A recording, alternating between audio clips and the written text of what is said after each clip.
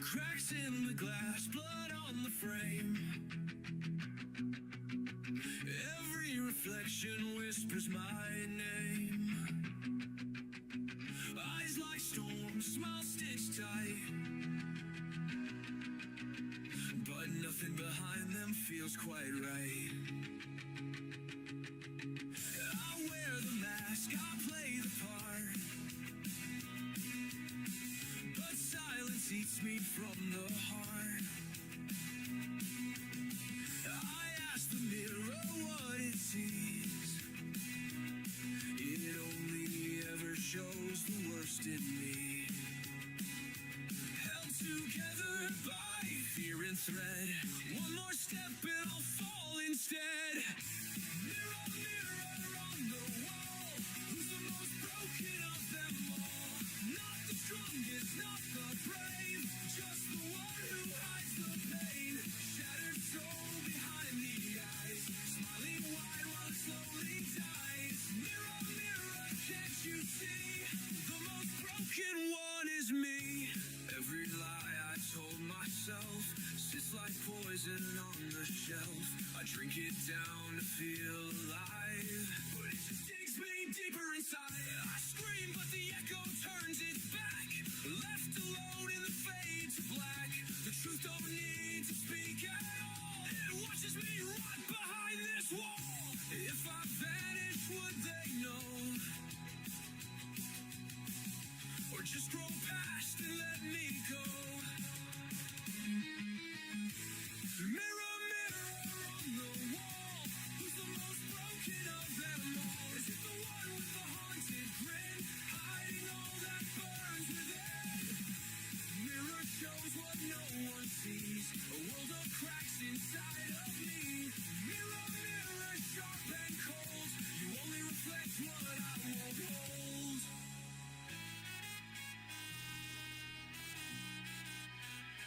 Show me truth, show me pain, tell me I'm not just insane.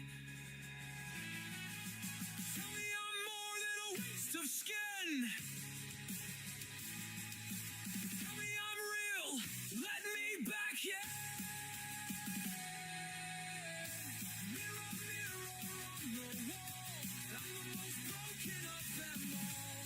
Not by fate, not by design, just a soul that fell out of line. So hang the crown, I'll wear it proud. Among the lost, I scream out loud.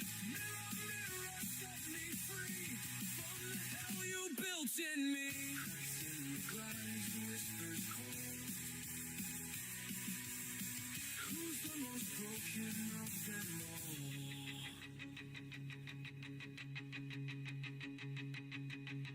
Cracks in the glass, whispers call. Who's the most broken of them all?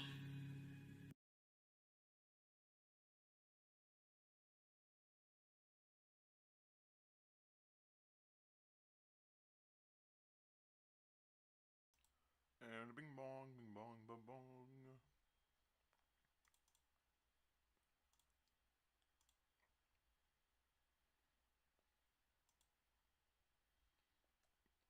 Bing bong. Okay, let's see here.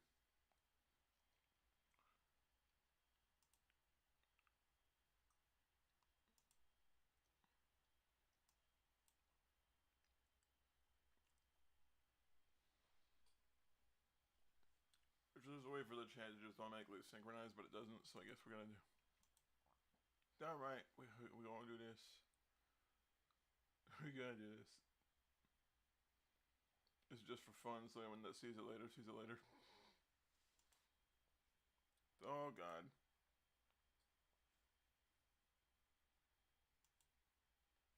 And I was like, don't worry about that. What I was saying was I was actually not even referring to that when I said I hope you understand. What I was saying was I hope you understand that, like, why I'm nervous about the whole thing, about meeting. Because you're gonna go to prison. Because you're gonna end up in pound me in the ass federal prison. Oh, I misspelled his last name, but I don't care. You and and everything, and the whole thing about breaking the law. That is what I'm most concerned about. I know. And I don't want you to, I just want you to understand. I know that you probably don't know much about it, but it's just something I've been reading about, and every time I read about it, it fucks with my brain and fucks with my mind even more. Not as much as getting anally raped in prison is gonna fuck up your mind, but okay. Is this worth it? Is it No, it should never be worth it. Not only are you gonna destroy your life or destroy the life of people in your family, but you're also gonna destroy that fucking kid's life. In fact, the worst of it is the fact that it would destroy a kid's life because they had their whole lives ahead of them still. And for some reason you're justifying your behavior to yourself later on. What is wrong with you? Not that you're not worth it, it's it's the whole worth it. You know what I mean? So it's risk. I get it. I know. How to destroy your I'm life glad with you one get it, fucking phone call? You have to get it in order to... Yeah, I get it. I do. You get it, but you don't get it. I don't have to like it, but I get it. Right, of course. You don't have to like it, and I don't either. It's it sucks, but the people that take advantage of it, and that's why they have laws. So... Okay. You sound so cute on the phone. Thank you. I'm sure you're even cuter in person. I don't know about that.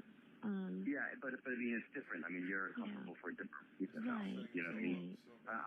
I'm uncomfortable because it's breaking the law. If I was to have sex with you, which I know I could go out there, we don't have to have sex, but if it happened, that's the part that I'm afraid of, and breaking the law, and consequences are pretty harsh, and I know I'll be attracted to you. And I know, because I'm already attracted to you, and I know. So I know it's so fucking crazy to even talk about getting married to avoid these issues. Credit to the decoy for being so damn good at what she does. Welcome back to another episode of Dreading, or if this is your first time here, welcome. Today, we are going to be covering another case from the television show To Catch a Predator, more specifically, the case of Jeff Sokal. In our last video on this subject, Jeff's name came up nearly 100 times in the comments, and so we thought it best to respect your wishes and give you what you wanted. The majority of the information presented in this video was found on the To Catch a Predator fandom wiki, along with skiplook.com. But the video of the police interrogation comes from Red Circle Interrogation Confessions. Their channel is a hub for interrogation footage, along with interesting deposition footage that remains completely unmonetized. I will be leaving a link to their PayPal and their Patreon link in the description box down below, and I highly encourage you to support them as well. As always, if there is a case you would like to see us look into, or a video you would like to see on the channel, our email is always open. We are currently sorting through over 2,000 requests, so it might take us a while to get to yours, but we are constantly going through new emails and adding new cases to our list. With all of that said, let us begin.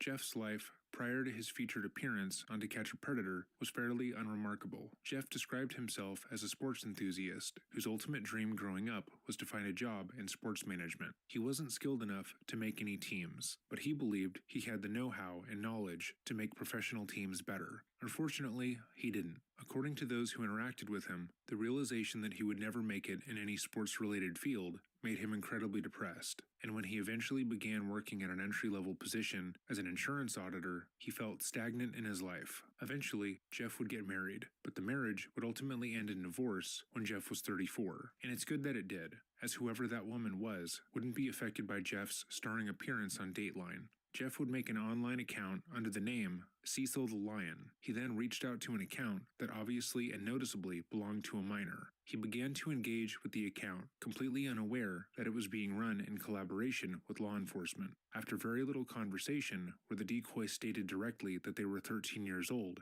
more than 30 years younger than Jeff, Jeff asked to move their conversation off of the chat site and talk via Skype. The following is a portion of their conversation. Jeff: I'm stunned just how beautiful you are. You're really 13? Decoy, you have some badass tats. Jeff, thanks. I like my tats. Decoy, yeah. Jeff, did you ever think you would say a 44-year-old dude is hot, lol? Which, to be clear, she never said.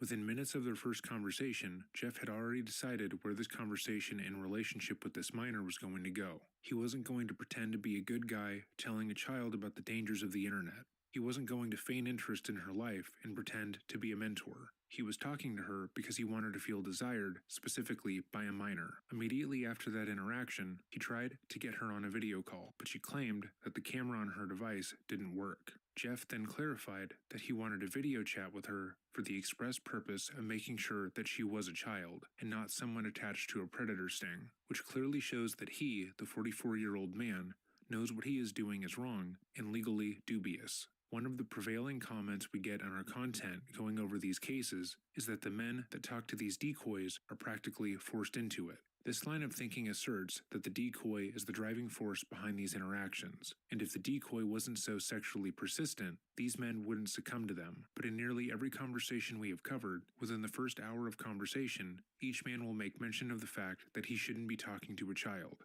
and that the interaction is strange, and that he could go to jail for talking to her. But these statements do more than show presence of mind. They also show that these men are willingly and purposely attempting to groom these young girls into keeping their relationship secret. They repeatedly compliment and affirm the person they believe to be a child, often complimenting them in ways they have never seen before. They make them feel special, seen, and most importantly, adult. And because they are the only person in the child's life making them feel this way, the child is keen on holding on to this relationship. It makes them feel cool and older, and so when the predator tells them that the thing they are doing is technically bad and that they could get in trouble, the child becomes eager to protect it. It will keep the interaction away from their parents, deleting all chat logs and evidence, using burner phones the predator pays for, and so on. Jeff understands this, and is attempting to implement this in the conversation, completely unaware that he is talking to a team of adults who cannot be manipulated in this way. Jeff states this himself after he tells the decoy that he wants to have sex with her. He writes, "Do you know why it's, meaning sex with a minor, is such a serious crime?" When she says she doesn't, he explains, because adults have been known to manipulate and brainwash minors into sex. A minor sometimes isn't old enough or mature to make certain decisions. Something could be promised to the minor in exchange for sexual favors. A minor is called a minor because they can't always make a logical decision. Okay, so he spelled it out right there, didn't he? He knows that a minor, which he believes her to be, cannot consent to any sexual contact with an adult. He knows that minors can easily be manipulated into sexual discussions and actions by adults, and he knows what he is doing counts as that. This isn't a simple mistake that he's making. It's multiple deliberate actions taken over the course of weeks to manipulate and sexually abuse a child. After This is otherwise called a slam dunk for the prosecution. couple days of conversation in which Jeff repeatedly asks the decoy about her sexual history, he goes on to say, "So let me ask you something. I realize this is a loaded question and might be tough for you to answer, but besides being your friend on here, chat buddy, or whatever you want to say I am, what do you ultimately want out of me?" The decoy replies, "I don't know. I haven't thought about it. I like talking to you. What about you?" Which reads more or less like a rejection. She isn't affirming their relationship in any substantial way, but Jeff then answers the question, "Not sure, but I am afraid of the fact that I am so attracted to you, Bailey." Their conversations continued over the next couple weeks, with Jeff reaching out to Bailey nearly every day to compliment her and talk to her sexually. He asks her about her sexual history, if she knew how to pleasure herself, and went so far as to discuss making a marriage contract for them so he could legally have sex with her, if and when they met. Their 2 weeks of chatting culminated in one phone call I played earlier in the video, and Jeff driving 2.5 hours from his home in Boston to Fairfield, where Bailey told him she was home alone. On his way to the home, Jeff stopped to pick up a small pizza and some alcohol for his date night with a child. However, upon arriving at the Sting house, he was met with an uncomfortable situation. I will leave a link to Jeff's appearance on the show, but he immediately approached who he believed to be a 13-year-old and attempted to hug her, which she rejected, stating she wanted to talk to him before any physical contact. In their conversation, Sokal stated that this was his first time that he'd ever met somebody online, although he had talked to several before. He then took out a pill from his shirt pocket and told the decoy he needed to take it before eating the pizza, as if the pill was an antacid. However, it was later discovered to be Cialis, a drug that treats erectile dysfunction. Shortly thereafter, Hansen made himself known to the man, and instead of showing any sense of awareness about the situation he had found himself in, Sokal began to eat the pizza he had brought, and answered questions from the reporter about why he had come to the home. In the conversation between Sokal and Hansen, Sokal repeatedly stated he hadn't done anything wrong, and that meeting people online isn't illegal. He seemed to think that this reply was the ultimate gotcha moment in the conversation, repeating it.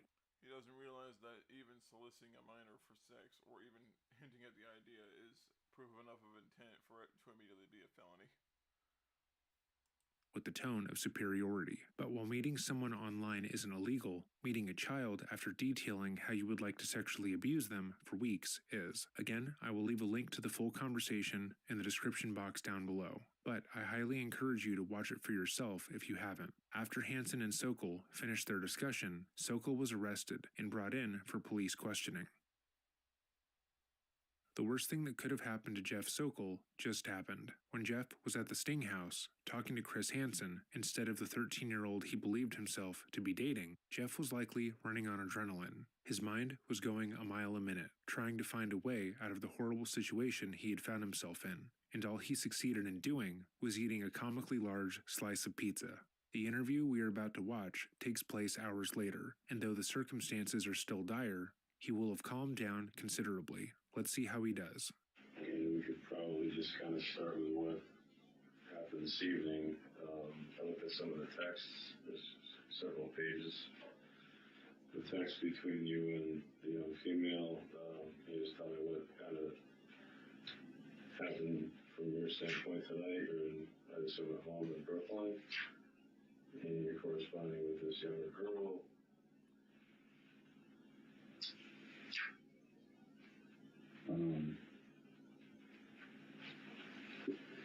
Yeah, I mean, I was just looking to meet her, and I know you're not going to believe me, but I honestly was not planning on having sex with her. So this is a portion of the chat log. Jeff, could I stay at your house? Maybe I will come down Friday night and leave Sunday. If we hit it off, when I meet you, I'm going to want to be intimate with you. I know the texts talk about that, but it's talk. I mean, I wasn't planning on having sex with her unless it was right and legal to do it. But he was planning on having sex with her. We have over 200 pages of chat logs where Jeff is detailing his plans on having sex with her and going over Dude is literally sabotaging any ability his lawyer might have to fight this in court. how he plans to drive down from Boston, pick up a pizza for the two of them, and then have sex with her. And given that he had to drive from Boston and pick up the pizza, he was clearly planning on going through the remainder of his plan. It would make less sense that he would stop halfway through and decide that having sex with the 13-year-old that he'd been talking to was immoral and wrong, but still follow through with going to her home and hanging out with her platonically. I don't know if I would have or not either, but I was not going to do it. No, I mean, if I, she seemed like somebody, you know, that was mature and, you know, somebody that, you know, that would be fun to. Well, she sounded like she was DTF, so I had to get the fuck over there. You don't understand. You don't understand what it's like to be a man with gray hair and a red flannel shirt sitting out in the middle of bumfuck nowhere. I had to get over there. Hang out with. And so I wanted to meet her and find out if she was what I thought she was. He wanted to meet her and find out if she was really a child who would be willing to have sex with him, is what he's saying, which is obviously repugnant. But in their chat logs, Bailey did not come across as mature or older than she was. The decoy went to great lengths to make Bailey act like a typical tween would. She didn't know what a lot of things were. She talked a lot about school and the dynamics between her friends, and she couldn't make any decisions for herself without her parents' intervention. The general concept that this 13-year-old was acting like an adult, so much so that a 44-year-old man felt that his attraction to her was understandable, is false, but also ridiculous. So how long had you been corresponding with her? Like 3 weeks. And How'd you meet her? a shot site. What was it called? Flower Club. Flower Club, is that, what is that? Is it, It's kind of a hookup site or no, something? it's a chat rooms, but I mean, I don't know if it's a hookup site because there's people there that are all Have you talked to people before, girls, guys, or whatever? Yeah. On that particular site? Yeah. Have you talked to younger girls before? Today? Or in the last couple weeks, rather? No, not that I know of. So what was the interest in this particular girl?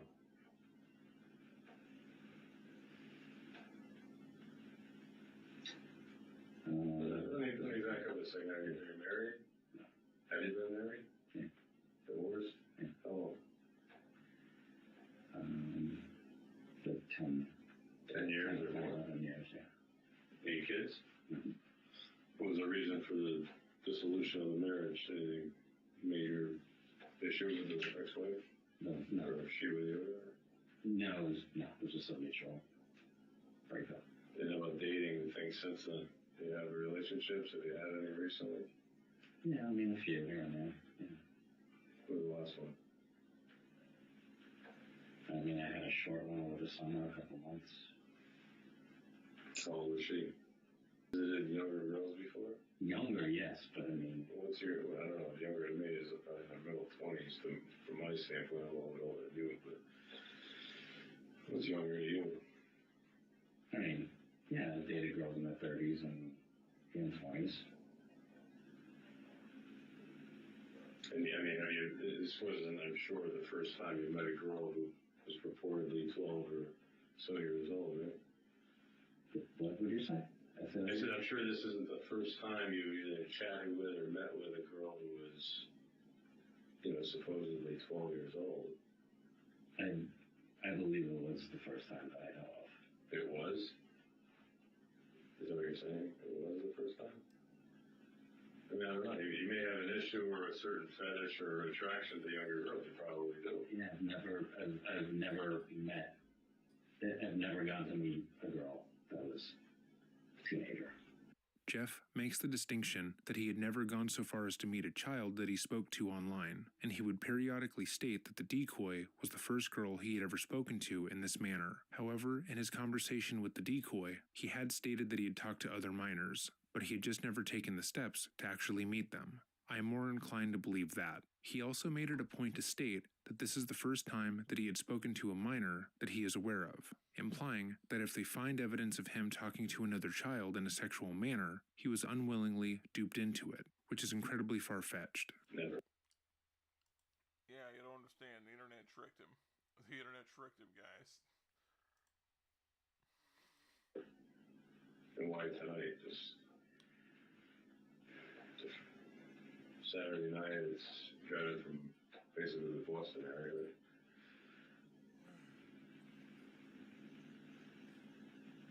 I just had nothing to do. I figured we'd just hang out, and I was just gonna drive home later tonight. You talked. I know in the text there was some mention of a marriage kind. I don't know if it's a religious thing or something else, but what's the deal with the marriage certificate? What was that whole conversation? Or a marriage agreement or a contract you talked about? I was joking at one time when I said, "Is it in a contract?"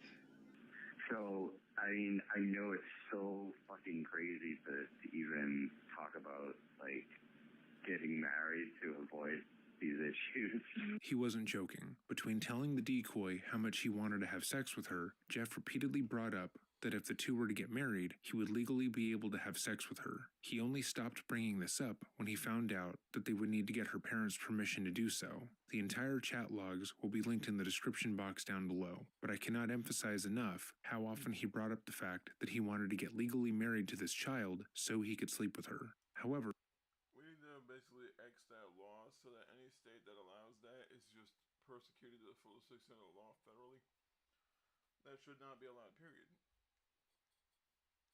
You shouldn't be allowed to marry someone when you're 12 or 13 or 14 or 15 or 16 or 17. you should not be allowed to marry someone else if you're not a legal adult. That's my opinion, because if you're a legal adult, at least you should have an understanding of what to expect in a marriage or a relationship, instead of just, well, I'm just gonna do whatever I want because I want to be smarter than mom and dad. No, you're a moron that thinks they're smarter than their parents. That law needs to be up to the point where it's like 18 and older is the only time you can get married. Why? Because, like, honestly, the reason that the Mormons got away with a lot of the shit that they did for years is because they used those broken ass understandings of marriage to try to convince people they should get married the moment they're old enough to enter middle school. It's one of the reasons that piece of shit David Koresh got away with all the shit he did with the New Davidians for that time before Waco happened. Before you think that he wanted to actually be married to a child, he was clear that he didn't want to act like a married couple. He directly informed her that the marriage would only be so they could sleep together, as he didn't want to fully commit. Charlie mentioned it like bringing some type, maybe it was in jest, but yeah. We're just married on paper, bitch. You're just an easy lay. Yeah, great. See, even like he somehow manages to get shittier. Not only is he a predator, but he's also a complete sack of shit who basically wants to treat someone who he grooms like a fucking toy that he can replace. This is like the definitive predator mindset to a T. You mentioned bringing some type of marriage contract or something like that. No, it wasn't. No. Bringing something? No. Did you mention having her sign it, or you signing it, or both of you signing it? I mean, I can go get the paperwork. Unfortunately, it's an inch thick, but there's some conversation about that. I just want to know. Yeah, there was conversation. There was conversation about that. I was just explaining to her that people could get married by just signing a contract. Signing marriage documents. So, but you're talking about the 12-year-old girl, right? It's yeah. I think you could probably even 14, but yeah, she said she was 14. But okay. She was 14? I know, it's young. They're actually both wrong. She said she was 13. So I'm just what's going on in your life that we even have you, going down this road. Maybe you always live like this. I don't know, but it's a concern, obviously, to everybody. 44-year-old guy, and you're talking about a 12-year-old girl, and in your mind, maybe she was 14, but it's certainly illegal and horrible in most people's eyes, right? And I said that. You could probably read that. You drive from 2.5 hours away to see this girl. I didn't think it was against the law to meet with somebody and just hang out and talk to them. But you probably, I don't know. Is it? Just like hang out with somebody? To hang out? If I had sex with her, yeah, that would be against the law, but they didn't. This is something that Jeff and multiple other predators have tried to fall back on whenever they are confronted. They say that technically, because they weren't caught in the act of abusing a minor, that they didn't do anything wrong, that just because they had sexually explicit discussions with a child, detailing how they would exploit them and then travel to see them when they knew they would be alone, doesn't mean that they would actually follow through with it. But that's those things alone, that shows intent, and if it shows intent, that's already a reason enough for you to be charged. I mean, I've seen that explained on previous episodes of T.C.A.P in the interrogation portion. And almost every state has the exact law to a T that if you show intent, you're equally liable as someone who actually committed. An incredibly weak argument, especially given Jeff's own repeated assertions that he was going to have sex with her if and when they met in person. If a person states they are going to commit a crime, writes down the exact things they would do to commit that crime, then proceeds to start doing those things, they are probably going to commit the crime. Moreover, what Jeff has already done qualifies as a crime. specifically solicitation of a minor. Solicitation of a minor is a criminal offense whereby a person engages in a conversation with a minor, and during that conversation solicits or asks the minor to meet up to partake in a sexual act. Most criminal state laws say that a person commits the crime of soliciting a minor when 1. He/she engages in a conversation with a minor and 2. During that conversation asks the minor to meet for the purpose of engaging in sexual intercourse or some sexual activity, which Jeff obviously did. So his insistence that he technically has done nothing wrong is, unsurprisingly, wrong. Let's just take a step back. So let's just say you never got divorced from your wife, and you had a daughter. You said it was 10 years ago, right? You ever think you got divorced? So let's just say as a result of the marriage, you had a daughter or a son who was 10, 12, 13 years old. And it's Friday night, and you and your wife, hey, honey, whatever your daughter's name is, Caitlin, we're going to run out to dinner and stay out a little bit late. You can stay at home, and you come to find out, they walk in, there's a 44-year-old guy from, 200 miles or 100 and something miles away. Is everybody cool with that? You're cool with that? Well, obviously, at first, no. At first? Yeah, when they first walk in, it's not going to be cool. But if it was somebody like me, I don't think there's a threat. If it was my child and someone did it to them, I wouldn't be bothered so long as they said they were cool. Could you sound any more like a piece of shit than you already do, Sokal? Actually, I probably shouldn't ask that question because you'll probably find a way. If the whole don't want to commit thing was already an indication of how bad things could get. But how do they know what your intention is? You're talking about blowjobs and pics. Yeah, they don't. Other issues. You're not talking about maybe some common interest of music or sports, which is also, the whole thing would be weird. I think just what everybody would think. I think you actually would too. It's unhealthy and strange. Like a 44-year-old guy, once he got in touch with, in common with a 12 or 14-year-old girl, and why, if he lived in a big metropolitan area, would he drive whatever the distance was 2 hours away on a Saturday night? Isn't that all speculation? It's what's the speculation? I'm looking at this. You're speculating that I was going to have sex with her tonight. Because that's what you said. Jeff is being ridiculously defensive here. He's sitting back with his arms crossed in a defiant pose that is similar to a petulant child, and his argument, "You don't understand, Dad. She said she was 13.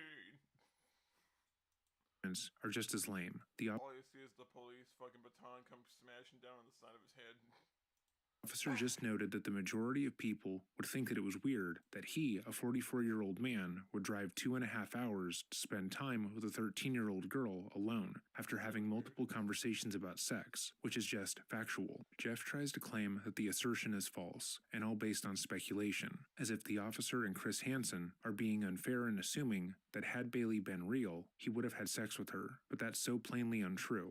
Jeff talked about having sex with this minor for 3 weeks. He detailed all the ways he would go about doing it, and even researched how to make the action legal, just in case. He begged the minor to send him customized photos and get on video calls with him so he would know she was real, and he made a plan to drive down to her house, grab food for them to eat, and then have sex with her. Then he actually executed that plan. You would have to be so painfully naive to believe that he wasn't going to follow through with the remainder of his plan. But Jeff thinks that this is the ultimate power move in this argument. He thinks that he just bested the officer, Hansen, and the entire legal system. He didn't say that. You didn't say that? Well, tell me what you said. Well, we talked about having sex, but that doesn't mean... Isn't that strange? It doesn't mean I was going to. Tonight. Well, yeah, tonight, maybe tomorrow, maybe next week. Maybe once you're 16. So but where's that in the conversation? Did you mention that? Maybe you did. It might be in there. I mentioned that I was looking. I looked into like the laws and stuff about the minors. I was looking into those. Why would you do that? No, because I was going to meet a minor and to hang out with them. So you knew there was an issue. There was By the way otherwise you wouldn't research it. Yeah, but there's an issue if you do this and this and this. But because, and this is just, I was looking, I was just like looking down the road, like let's say I did like her and she liked me, why not? I mean, but this is somebody who's never met before. I know, I was just thinking out loud, looking at the big picture. That's all.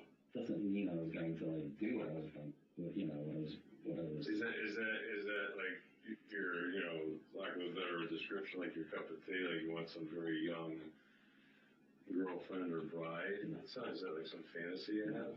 Which is fine if that's what your fantasy is. I just want to know where you're coming from. I feel a liking particularly to her, and she happened to be. This is through all like, chatting or texting, right? Exactly. Somebody you never even met. Correct. So for the sake of talking, it could have been. It wasn't, but it could have been me posing as this girl. You wouldn't know who you're talking Could have about. been, yeah. Could have been. It's not like you saw her or spent time with her. Well, that's why I came down, was to see if connection with her.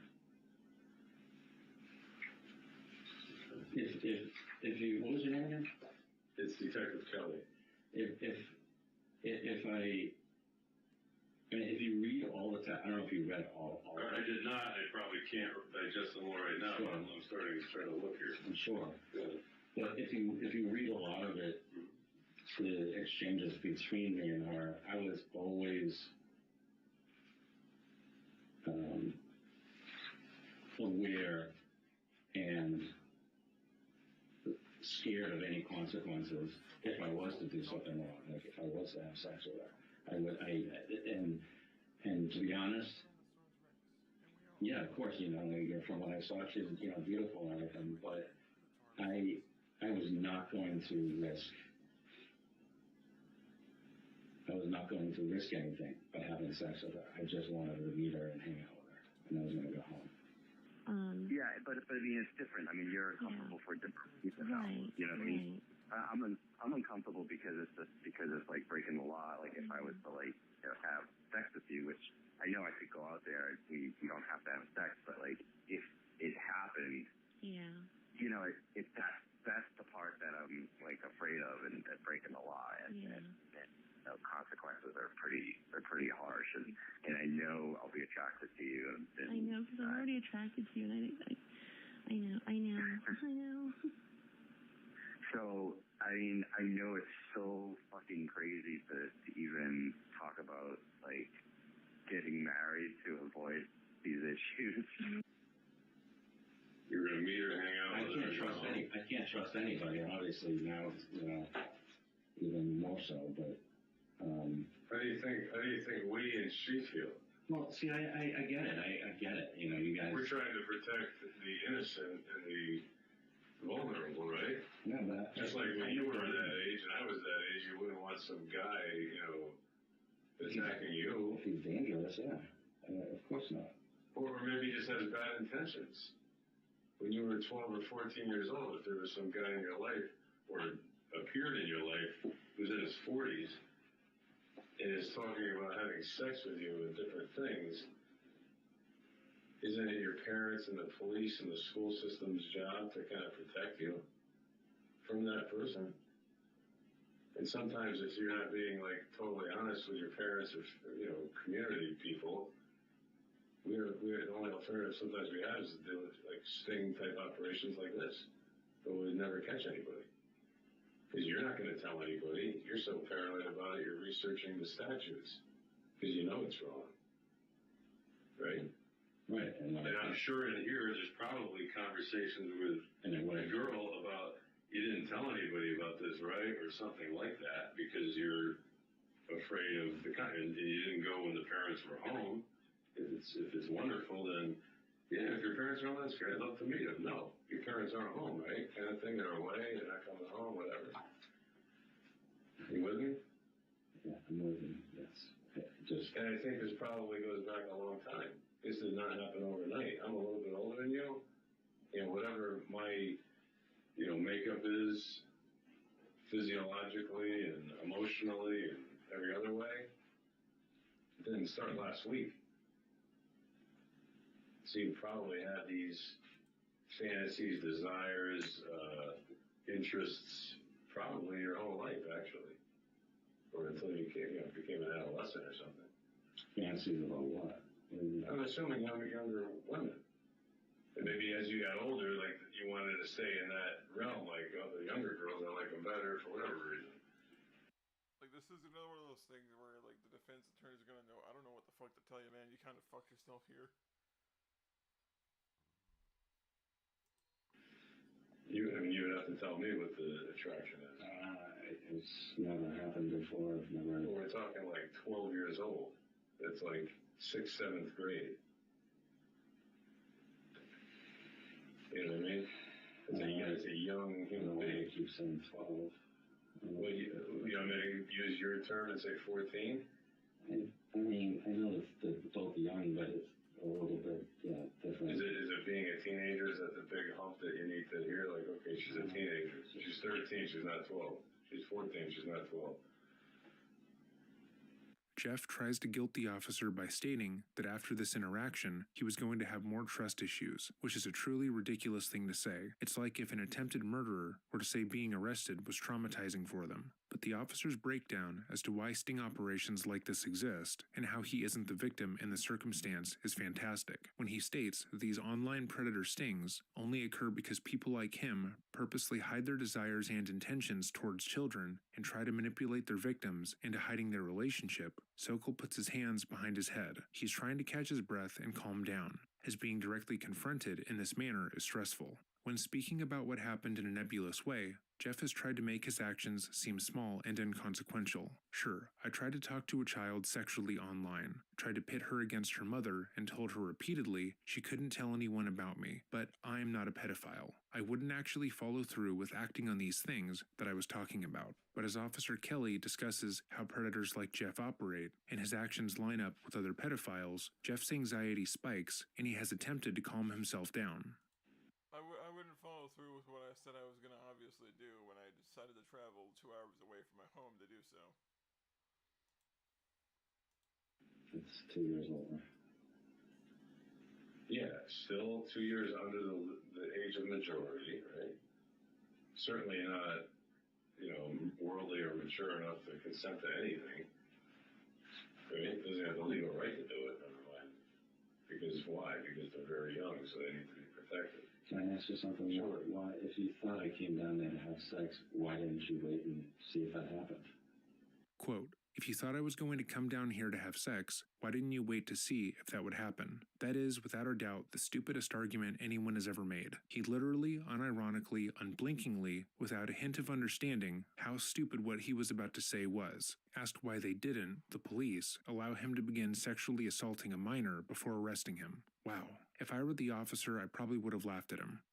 Why would I want to put that girl that was in the house through any kind of a horrible experience that could get really out of hand really quickly? I get you. No offense. I got you, but There was like several cops there and other able-bodied guys.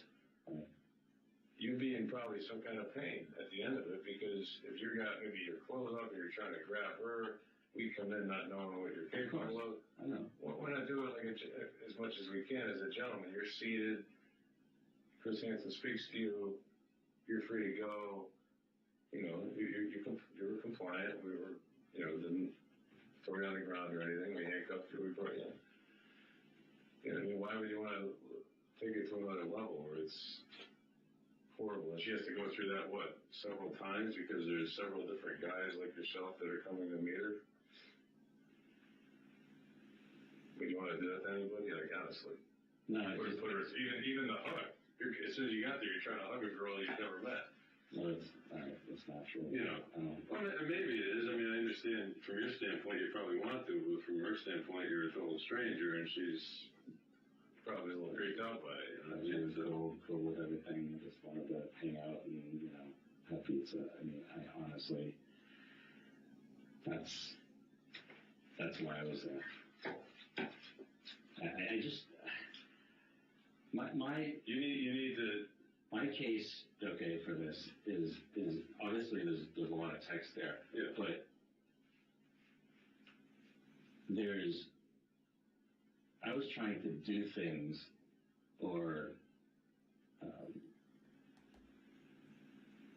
make it so I wasn't breaking the law. If I decide. Yeah, we all know you were trying to flip the script just enough so you can get away with being a fucking parasite. Like, I just wanted to make it so the crime I was about to commit wouldn't be a crime. Even though I know what I'm doing is wrong. Because I'm taking advantage of someone that's a dumb fucking kid, essentially. But remember, I'm not a predator or a criminal. I'm just a lonely guy. Get fucking blasted with a fucking javelin spear. Honestly, instead of Typhon from Dead Space getting the javelin spear in the head, it should have been Sokal here. At some point that I wanted to, have any relations with her. I was trying to make sure that it was legal. Otherwise, I wasn't going to do anything. I'll explain that a little bit. If I came down and I liked her, she liked me, and she was cool, and I didn't feel like she was, too immature or too young or too, the same, if I felt like I was on the same, level as her, like, emotionally and whatnot, I mean, I wanted to, I didn't want to do anything that was breaking the law. So that's why I researched that stuff. I would never, that's like ridiculous that you guys thought that I would bring a contract down. Well, we were going, I believe, through you're interpreting it, but Once again, Jeff is acting as if he's being unfairly judged over nothing. That Chris Hansen and the police talking to him about the fact that he stated repeatedly that he would want to marry this child so he could legally have sex with her is out of pocket. But it's not. That's a strange, gross thing that he did, and they aren't unfairly judging him over that. I wish Officer Kelly and Hansen had read the chat logs enough to know that Jeff had never stated he was going to bring the marriage contract with him on the visit, because Jeff's posturing after this statement makes it clear he believes that he just bested the officer. Maybe we are, I don't know, but I also see that you're mentioning that a 44-year-old guy shouldn't be talking to a 13-year-old girl like this. Right, and so your language online. I felt guilty about it, yeah. And you think you might be on the same wavelength as her? There's plenty of, young people I see on TV that are pretty smart, pretty mature. 13. They're out there, yeah. There might be, I don't know, there could be a couple out there, I think, either they can be mature, but maybe they look like a little kid, or they look older, but they're very immature. There's a reason these laws are in place, right? To protect people. Right, and I said that to her. Once again, this is a sentiment I have seen in the comment sections of videos we have made going over predators. The basic idea that if the predator tells the child, hey, this is wrong, I could get in trouble for this, and here's why, they are being straightforward and making sure that the child is okay with continuing to have the discussion. But, as most reasonable people understand, the issue stems from the fact that children inherently cannot consent. No matter how, quote, mature a child can seem, their brains are not fully developed enough to be able to consent sexually, and the idea that they would have any sort of control in a sexual scenario is ridiculous. This argument also tries to excuse the excessive grooming that often takes place prior to these discussions. By the time the predator, in this case Jeff, tells the child that they could get in trouble with the law and that they don't know if they should go through with meeting them, they've spent hours talking, complimenting and endearing themselves to them. The child doesn't know if they are being used, and likely believes they have just made a friend, someone they can rely on, and so they are less likely to deny the predator. Trying to frame the child victim in this situation as a consenting, willing party is ridiculous, as many victims of online sexual exploitation tend not to come to terms with what happened to them until years later. Meaning what? I saw it, you kind of expounded on it before, but you're like, I want to do things with her, so in case I did have feelings for her and I liked her, like it would be legal. I don't know what that means. She's still, let's just say 13, because you mentioned 13 right here. So how does that still make it legal? No, she said she was turning 14, but okay. How does it make what legal? You just said that. How would it make it okay if you're going to do things with her and she's 13? And you ultimately had relations with her, It would. intercourse, how does it make it legal? It wouldn't unless her mom consented to marriage. It's the only way it would be legal. So you're gonna marry a 13-year-old girl with her mother's permission? Maybe when she's 16, I would do that. Why is that like so hard to believe? So, to be clear, Jeff isn't arguing that he didn't want to have sex with her. He's arguing that he wasn't going to have sex with her until 1, he met her in person without anyone else present, and 2, he could find a loophole that would make having sex with her legal. For example, through making her his child bride, which is obviously completely fine and normal, or at least to him it is. It's not that he would never do this, that the assertion that he would have sex with the child is so revolting that he's offended by it. His argument is that if he were to do it, he would do it legally. Why is it hard to believe? Yeah, that could happen. I can't say I've even never heard of it. Actually, if I wanted to like, Maybe in other countries it happens. wanted to not break the law, that's what I would have to do. You would marry her now, I haven't she's broken the law. 44, she's 13. Yeah, I haven't broken the law. I mean, so that's the thing. It's all like you're speculating what I was going to do based on conversations. You also drove here. You didn't just like have chats that you're bad enough. So what? You actually drove 2 hours. You're like basically my age. You drove 2 hours to meet a girl. Most guys. You're putting it all together, right? Most guys would. Most guys younger than us, our age, older than us, if given the opportunity, they might get in the car on a Saturday night and drive 2 hours if they think they're going to find, something that feels good at the end of the rainbow. But are they just going to do it? So maybe meet somebody? Most guys. So you're saying most guys. So it's like you're driving from Boston. You're saying most guys. Right. That's not me. Except it is to you, Jeff. They literally caught you doing this. The fuck do you mean it's not you? You can't be caught committing a crime and then turn around and say, hey guys, I don't know if you think I did this, but it's not me. I would never. It's true. It's just like Dreading says. You can't tell people I committed the crime if I committed the crime as long as I say no givesies backsies. And then expect to be let go. But here he is doing just that. Well, what are you?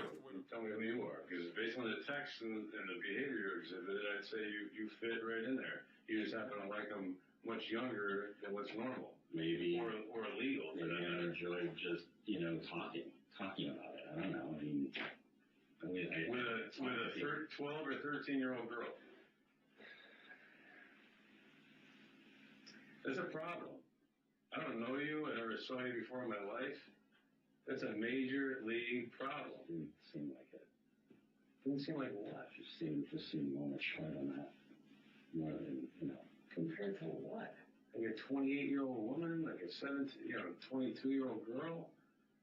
I'm talking about a 12 or 13-year-old girl. And she's acting like she's 18? Yeah, so what? She still tells you she's 13 years old. You're 44. I mean, seriously, that's a major league problem.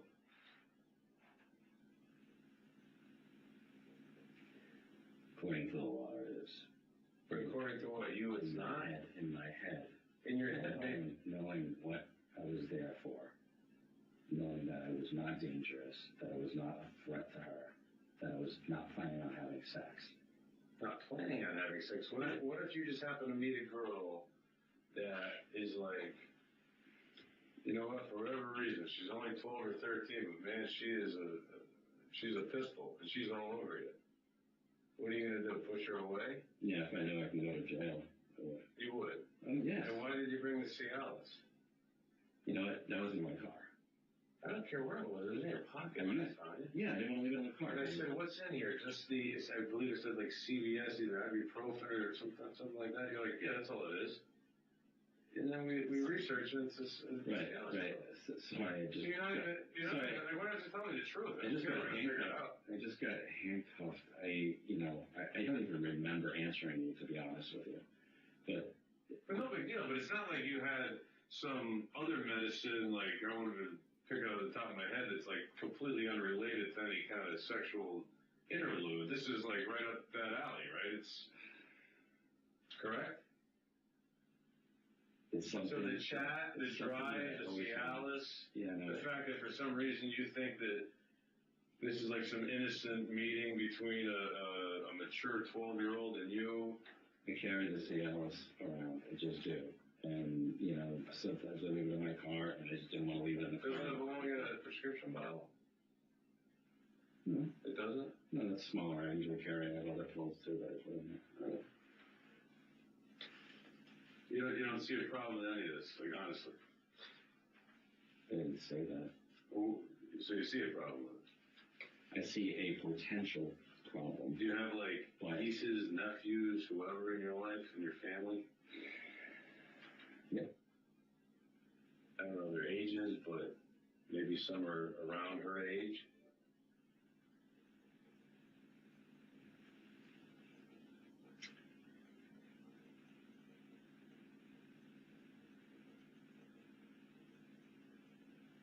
Honestly, Detective, I did not think her breaking the law to come meet a girl.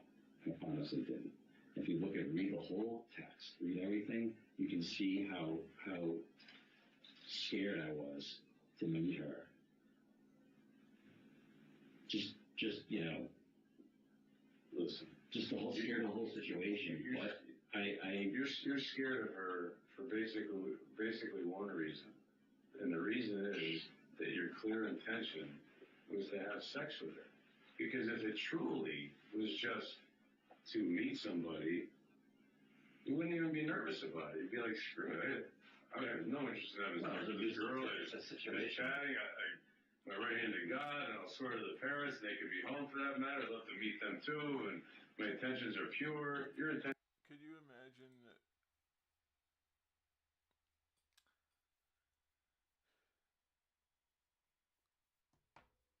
Like a lot of people know that I am an uncle, that I have two nieces. One of them is a kid, the other one's still a toddler. If I was visiting family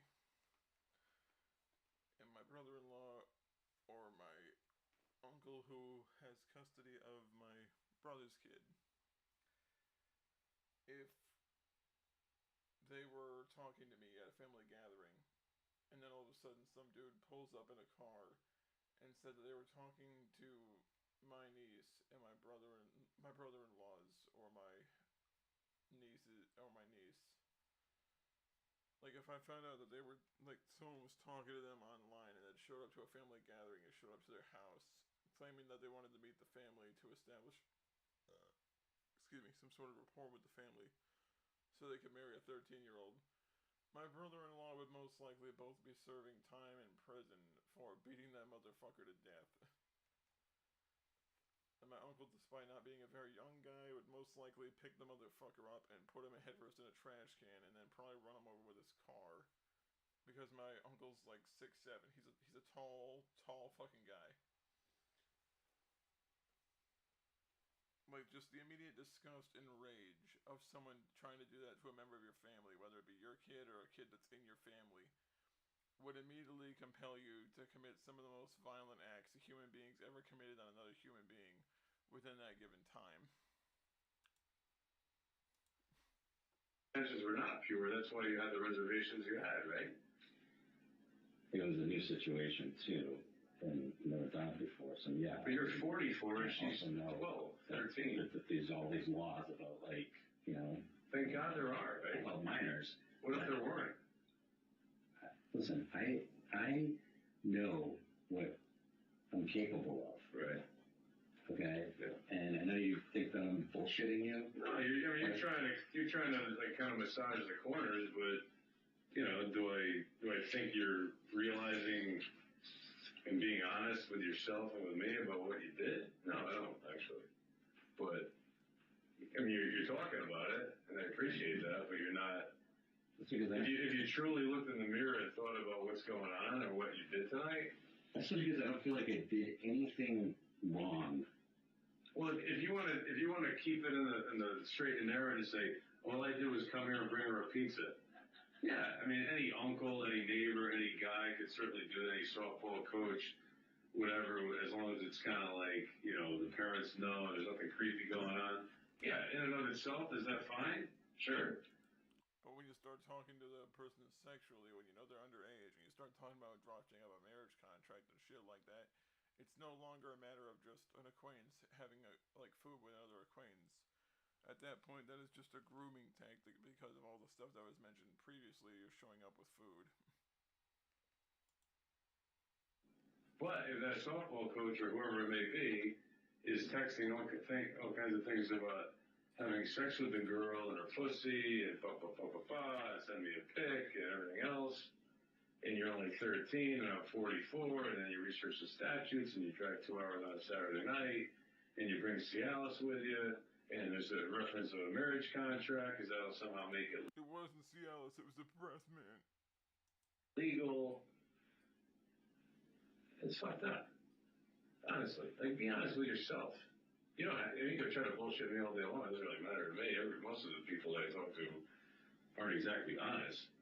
But if you ever want to get well and maybe get past this point in your life and not be back here sometime in the future, or somewhere else for that matter, or in a bad place. I agree. It's not something that like I seriously should be doing, and I said that. Yeah, I said that's a problem. And your first kind of thought about this was probably a correct one. Like, what the fuck am I doing? Like, this is wrong. I shouldn't need to research a statute to see if I'm able to hang out with a 13-year-old girl and talk about having sex with her. We're not talking like senior in high school or something. We're talking 6th, 7th grade, right? It's not gonna You're 40. It's Not tonight. You just said before. You if things worked out and you ended up having relations, you wanted to know kind of like it would be illegal. Right, Because you told me yeah, I wouldn't do it unless it was legal. he wouldn't do it. So the Cialis is just, we keep it just in case. And That's it. I'm driving 2 hours to meet a 12-year-old because I'm sure she's got a wonderful conversation. She's really interesting to chat to. You have a college degree. Where do you work? If I was planning on having sex, I would have taken the Cialis at home and just left it there. I don't know. For all I know, you took one already. Maybe you took one at home. Maybe you brought another one in case it was a phenomenal night, right? According to Google, Cialis begins to work in 30 minutes, so if he had taken it at home, he would have been driving with an artificially inflated boner for 2 hours. Or for tomorrow if you slept over. I told you I had it in my car. I rely on it when I have my date girls and stuff, so I have issues with that, so.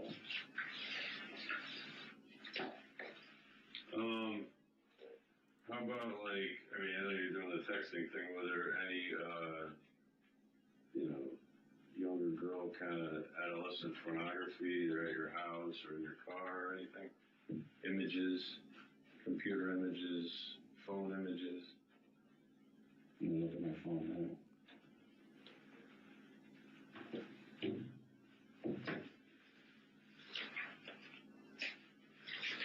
Did you send her pictures? Yeah. Yeah, me. Such as you, like what? Dick pics? No. Naked chest? What? Let's see. Just all my pictures. This is of her or just you? No, it's just like pictures that are on my phone. Sent a random picture today, just like took a picture of myself with my phone shirt. With your what, brother shirt? Yeah. It's at the bottom. Who's the girl September 16th? Friend of yours? Girlfriend? Whatever? Yeah, it's just somebody that I was chatting with that sent me pictures on the same site.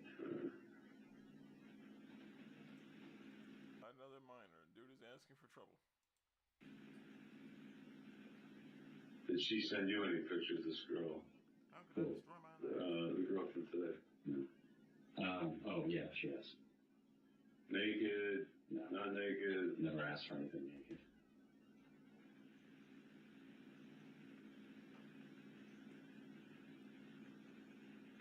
This is in your underwear, which is fine, but is that going? It's like, The amount of awkward silences where the cop is just like, I don't even know what the fuck to say anymore. He's like, I don't know what to tell this fucking idiot because he keeps running headfirst into shit, and I'm just kind of watching him at this point. going to her? I never asked for anything like that. So I sent that to the girl I was dating. I was 41. as a joke.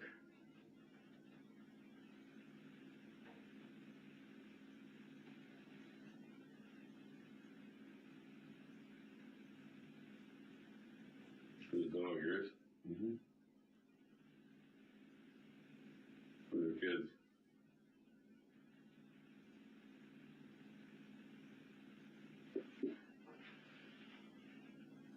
I don't stuff I thought was wearing.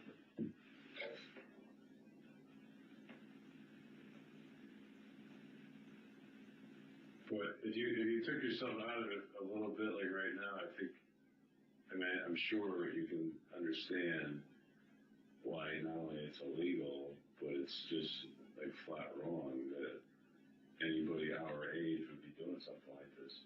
I mean, you're looking at it as puzzle book like it's not a big deal. No, Yeah, I don't even know you, but I feel bad that you're not somehow comprehending it. I don't think Officer Kelly usually handles interrogations because directly insulting the perp is not an effective technique, but him directly stating that he feels bad for Sokal because he doesn't understand that what he did is wrong and constitutes as a crime is incredibly funny, especially given Sokal's apparent arrogance in this situation. Watching another party tell him that he isn't smart enough to understand that he isn't going to argue his way out of this is amazing.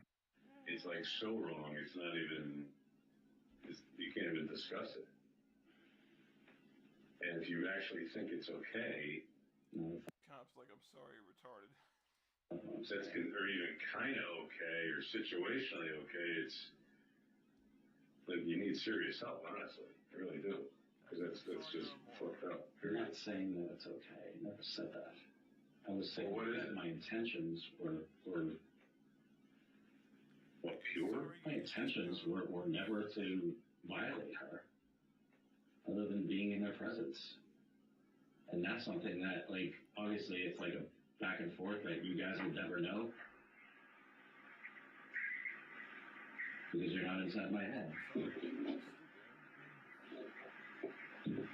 No, I know, but I'm going by the only way I know you is I'm going through the chat. I know. Your actions today, what you said. Like, what am I supposed to go by? Something else? You know what I mean?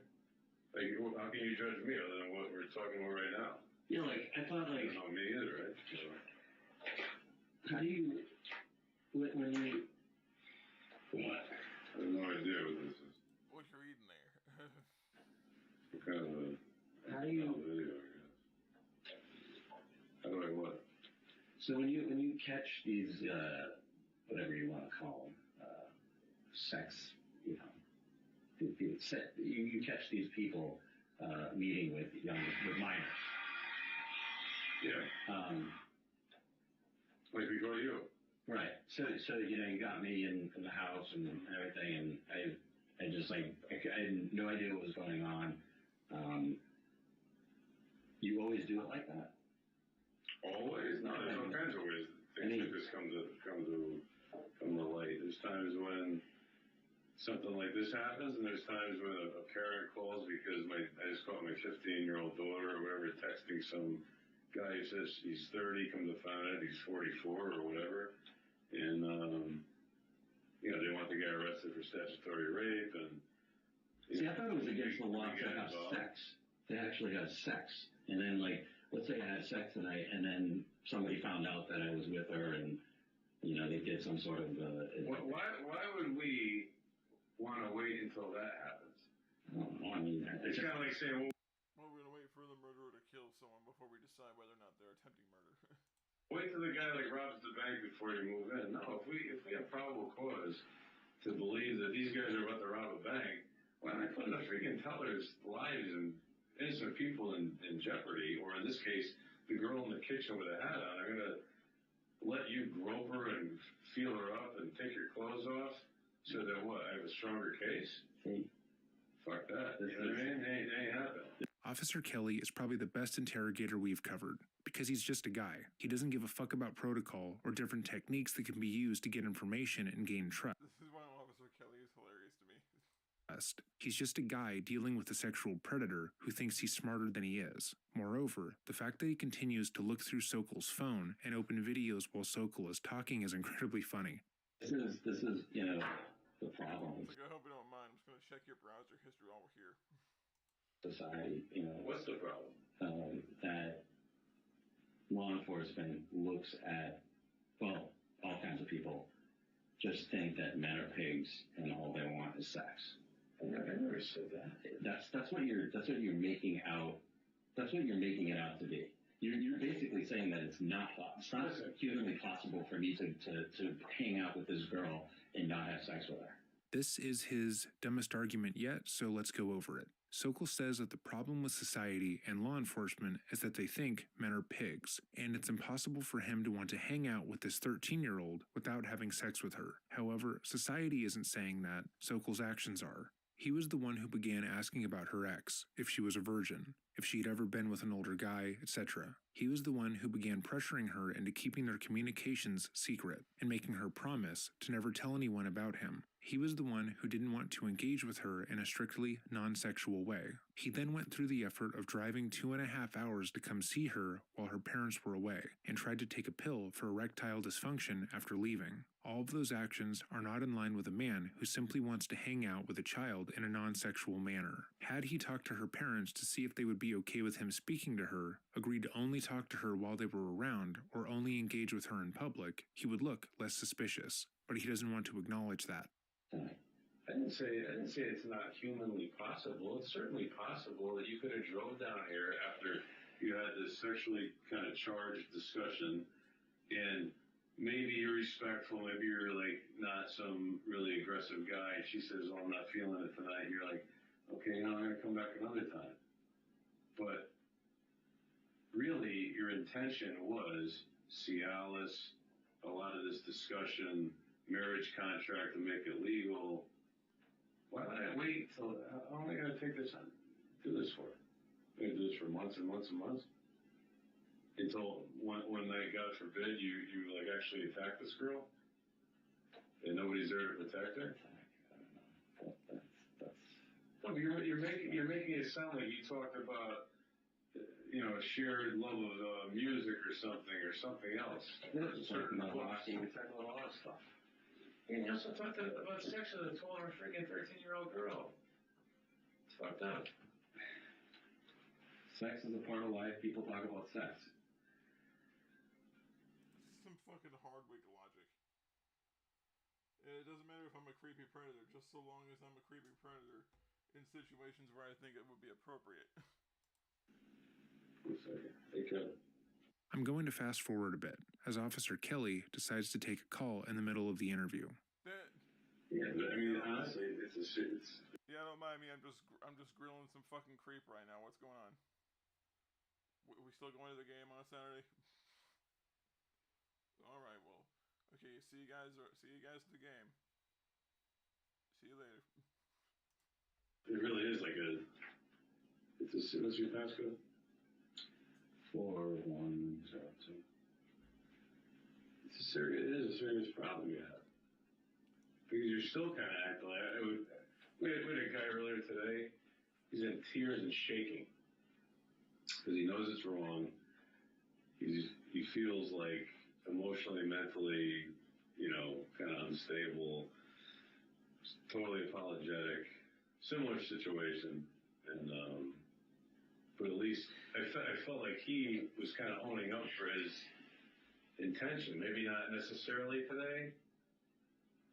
Listen, you're acting like you're still trying to turn me to say, no, we're just gonna hang out. What's the big deal? right? Because that was my true intention. So I can't. What else am I supposed to say? With the Cialis, Yeah. right? Yeah, cool. Yeah. I know it's hard to believe. With the sex chat, with a long drive.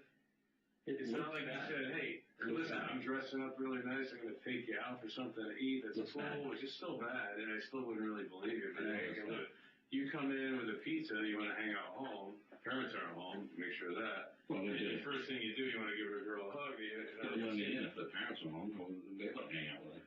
Parents are home. But you say that's why I wouldn't come. I mean, of course it wouldn't happen. They don't let me in. Right. Why? You know why. Yeah, we both know why. I just want you to know why. And I'm well aware of it. I'm well aware that it looks bad. It looks bad, and it is bad. It's not just like, hey, we're jumping to conclusions here. This guy's a great SAT prep guy. He's working with this girl for the. I wanted to see what she was all about. I honestly was not planning on having sex with her. That is fucked up. Oh. You want to see what a 13-year-old girl is all about. You still don't see that as like being an issue. I can see how it is an issue for most people with a Most people might say, at our age, hey, the girl's like 26, 28, whatever. A little on the younger side for us, but hey, I want to hang out and see what she's all about. She's 12 or 13. 17-year-old boys aren't even interested in her. You with me? I like condoms a little planning on having sex. But you had Cialis. I always have Cialis. Okay, well maybe you do. Maybe you travel with it all the time, but you put these things together, it's not like we're making a big leap here. You know what I mean? But you're still shaking your head with your hands, your arms are crossed, and you're kind of wondering, like, what? This is crazy. I just wanted to hang out with her. Because that's the truth. Even if that was the truth, which I don't believe. I'm not lying. It's all Have a cup of water. yeah.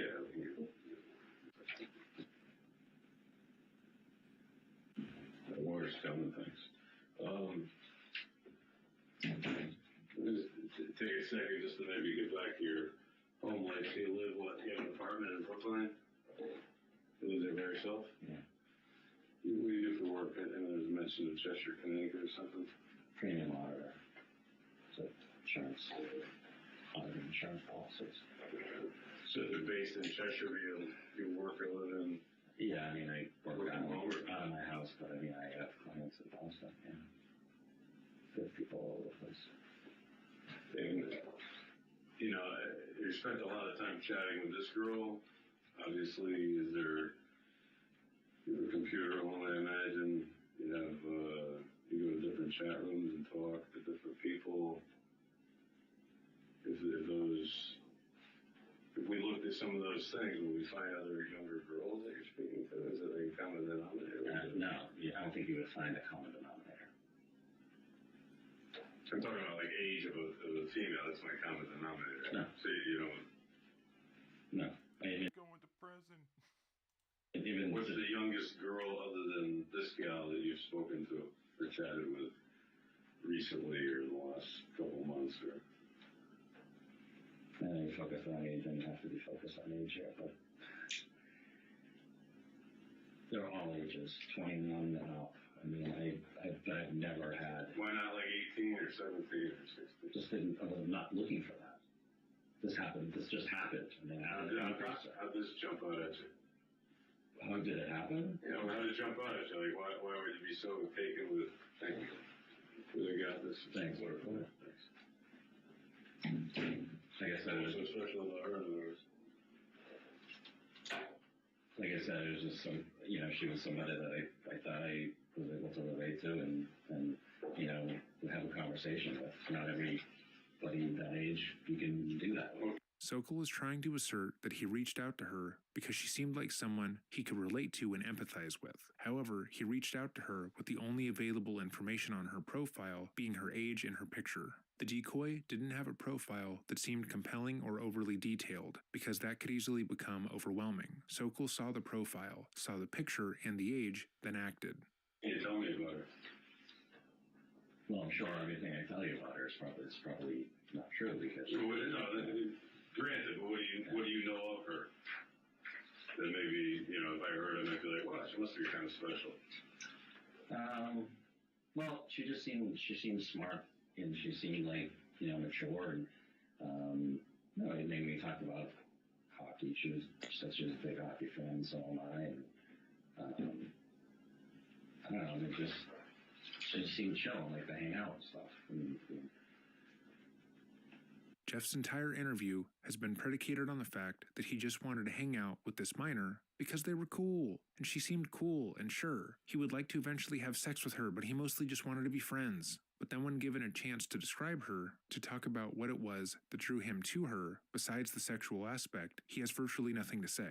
He tries to avoid the question entirely by asserting that everything she said was a lie, because she isn't real, but then when pushed further, can only manage to say that she seems chill, because they both like hockey. And even that isn't an interest that she has, it's an interest that he has. So his argument is basically bullshit, but had he responded listing all the things that she told him over the course of a few weeks, how she, I don't know, liked indie movies or something, his argument would have at least kind of made sense. But he couldn't even be invested enough in this fictional child's life to validate his own defense. I know. That's all you can tell me. You can't tell me when she went to a certain, middle school, high school. She was going into high school. She had an ex-boyfriend. She had sex with him once or twice. Single mother, parents are in the house, siblings. You can't tell me anything like that. Well, yeah, no, she said she lived with her mom, yeah. What's her mother do? Where's her mother supposed to be today? Yeah, she said her mom was away. You know where? She possibly coming home early? No? Yes? Maybe? I have no idea when she's coming home. You didn't ask where she was going? No, I think she's like away somewhere on business, so somewhere far.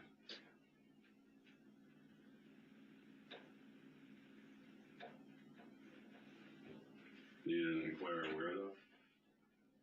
If I was going to be careful to the point I'm going to research she said Dallas. And know where, She said Dallas. how much trouble I may or may not be in if things, as you Like, there is no may not, you just are.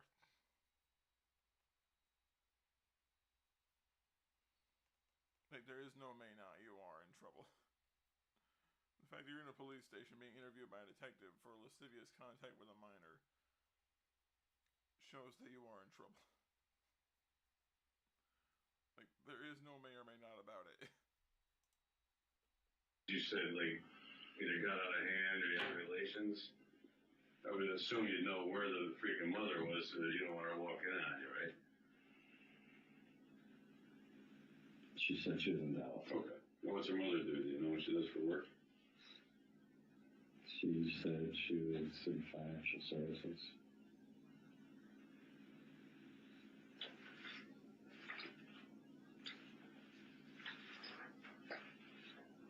Anything else about the girl that you were chatting with? For home life, or school, or friends, or... No, I mean, she said she just moved to Connecticut. Where'd she move from? California, she said. You know where? LA. You ever talk about having her come to meet you somehow? Or was it always this way where you thought maybe I'll come see you? Yeah. Talk about it. Did you ever plan on meeting her on previous occasions, maybe outside of the mother's purview, like maybe at a coffee shop or store or something? Not that I recall. No. No. I guess, when she said her mom's going away, that was like an opportunity to meet her. To hang out and meet her at her house. Would you have any hobbies? I do. Such as? Fitness. Fitness, like to work out. I'm addicted to football. Doing coaching or anything like that? Do you volunteer or anything? Respect, teach tennis? No, I just tennis to kids? I don't. No. Play Friday nights. Have you hooked up with any younger girls recently? No. 18, 20, whatever? No. Ever? The last 10 years? No.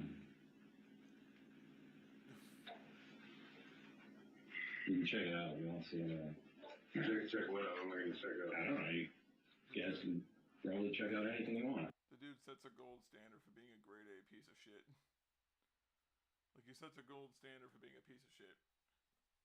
Because basically, like, I don't give a shit about you, or you, or you, or you. All I want is to get fucking laid and to leave.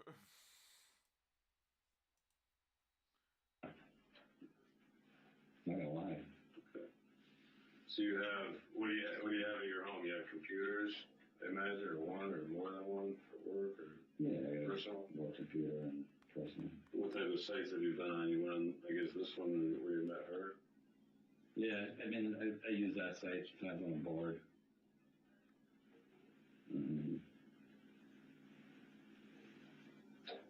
Another other site, no space.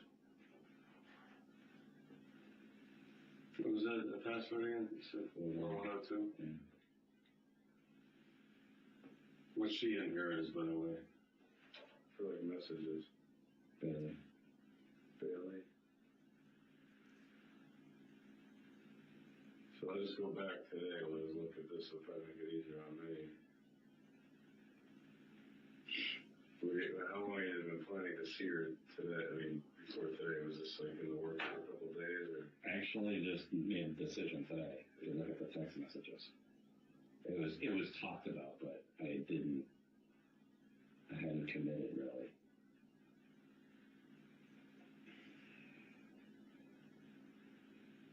So obviously I had apprehension about the whole thing. So you did more research today, just found out that you'd have to get more written consent by her mom to get married under 18. Fuck. Like, that's in frustration, right? I have some ideas on this. Can talk later. Okay, still want to see you. See me. Fuck yes, I'll be around 9. I'll pick a piece of it. Your address.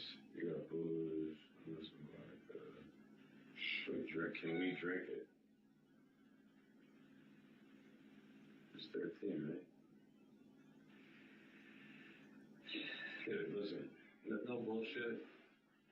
And I'm probably doing you a favor.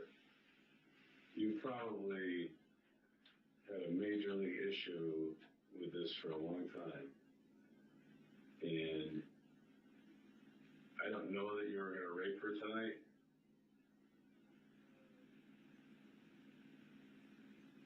But you certainly were preying on her, right? She's 13, she's 14 years old. You're going to drive down from Boston. You want to drink with her. You got a Cialis in your pocket. You may have one in your system. And you want to bang the chick, right? I wasn't planning on that tonight. You weren't going to? Nope. So even if she wanted it, you're drinking, you feel good. You got to be horny, right? You haven't had a girlfriend in a little while? I was not going to do it. Why? Because I was too scared. Of what? Consequences. You can see I said it a lot in our messages on Skype. You're going to drink with a 13-year-old girl while her mother's in fucking Dallas, Texas, or wherever you said before, and you're worried about consequences? Like, seriously. Yep. I'm serious. We're adult men, dude. Talk to me. You can't be serious. See, then you're bringing that up again. You're basically insinuating that. No, because I'm not 22, and you're not 50, and I'm not 50, and you're not 20. Like, I'm 47, so, like, we're in the same realm here. Yep, I understand. And you're going to drink with this girl who you know is how many years under the age of, being able to consume alcohol? 7, 8, depending on what age you're talking about. Yeah. The Cialis and the whole texting stuff going on. It's like, seriously, just own up to what you did. You're trying to still kind of keep it over here, and it's not there. You're not doing yourself any favors the more you act like that.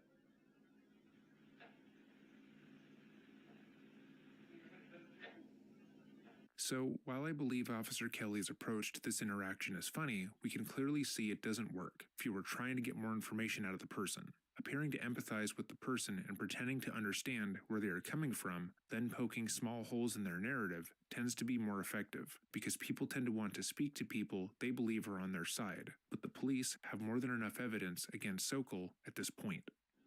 I mean, if you want to get past this and get well and not be in this position someday, probably in another police department, or worse, if somebody ever walked in on you, or you hurt some girl who, again, is 12, 13 years old, just look at yourself in the mirror and, think about what you're talking about. Listen, I know. You can cross your arms and hide all you want. No, you know what? I know. You weren't going to touch her. No, I know that it looks bad. It is bad. It is bad. It doesn't look bad. It's horrible. Yeah, the whole thing is bad. But my intentions were not to have sex. So you're going to drink with this girl who, how much alcohol could she have drank in her life? So she's going to act how? Probably like a basket case. Let's take a lie detector test. That's gonna prove what to me? I don't know. If you're a fucking sociopath, let's go to court. Admissible in court? I don't know. Let's go to court. I mean, I would swear in court that I wasn't planning on having sex with her. You weren't planning on having sex with her. Right. Maybe you did. So he admits that he'd commit perjury as well. Didn't plan on having sex with her, but it would have happened if. I disagree. I honestly disagree. Why? Why? Yeah. Again, let's go back to this whole thing. Remember? Just hang out, companion, a friend. Seem cool. I don't think there's anything wrong with like hanging out with somebody because you think they're cool. You want to? How could she be cool? No offense to any girl that is that age. Well, She's cool to you. I talked to her enough. Yeah. To figure that out. I'm not denying that it doesn't look bad. I'm not saying it's not terrible. It is terrible. Yeah, it's terrible. It's terrible if I had sex with her. I agree. It's terrible that you're willing to drink and put yourself in that position and come down here probably for the intention of doing that. Right, and I can't control myself. You don't think I can control myself? Have a drink and have some pizza, and you don't think I can control myself and not have sex with her?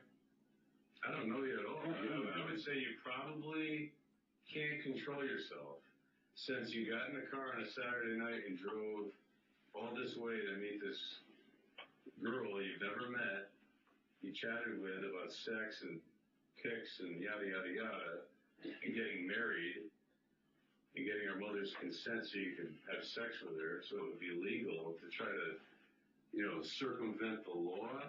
You think that's normal? No, it's not. I never even told her that. And you always light up like you're proud of that fact. It's disturbing. I'm not. I'm acting this way for several reasons. One, because I'm probably too much shocked to realize this is even happening. I feel like that I'm dreaming right now. I'm not even sure this is real. And two, I know what my intentions were. And you could say that. And maybe some of what you're saying is accurate and true. I don't know, but because I wrote on Skype, I wrote all these messages stating that I don't want to have sex. I don't want to have sex if it's going to be against the law. How can you not interpret that as me trying to obey, not trying to obey the law? How can you interpret that? How can I interpret it that you're not? The girl is 13 years old. You keep going back to that. You're trying to, I'll be blunt. You want to be able to bang her, and the only way you think you're able to bang her and have sex with her is by getting her mother to sign a marriage application or certificate. Which is. I love how Officer Kelly doesn't give a fuck. He's like, no, here's what's really going on, and I'm not fucking stupid enough to believe otherwise. Like, don't pull that shit on me. I love how he just does not give a fuck. It's like, no, you little shit. Here's what's really going on. I'm not an idiot. I'm not stupid. I know a lot of people don't really have the best sentiments involving law enforcement officers, but I am far from fucking dumb. Do not fucking test me. That's the only reason. You don't even care about the mother. In fact, the only reason you're at the house is because the mother is 1,500 miles away. And I realized that is would have been virtually impossible. As it should be. Right. But God forbid it happened all the time. Where would our society be, right? All these creepy older guys would be going after these, middle school girls? I don't look at it. Fucking 6th or 7th grade, and that's who you're attracted to? And she's like, you said she's mature, and she's got, she's really smart, and she's really... I don't look at her as going Officer Kelly's just laying into him, and it's fucking great. after her. I mean... Well, you can drive, and she can't, so she's not coming after you. Well, but she's pursuing me, too, online, and... Yeah, but there's little adolescent... Well, here's the thing, though. She's a kid, and you're not. You know better. She probably doesn't. You have the life experience to know when to put a curb on that shit because you know it's getting somewhere that it shouldn't. The kid is curious and ignorant and doesn't know what the fuck they're doing, really. that right there is the reason they should stop immediately. Doesn't matter if she comes onto you first or if you're the one that initiates. The moment you realize that anyone's going in that direction, you break that contact regardless. Doesn't matter who the initiator is. Apparently people are just too stupid to understand that memo. That's brain and intellect of hers, right? So let's go over what Sokal just said, because it's important. She's going after me too. This kind of thinking is actually incredibly prevalent with predators, and there's plenty of media where this kind of dynamic is depicted. The general concept is that a minor can sexually pursue and seduce an adult, and that they should be seen as equals should anything occur.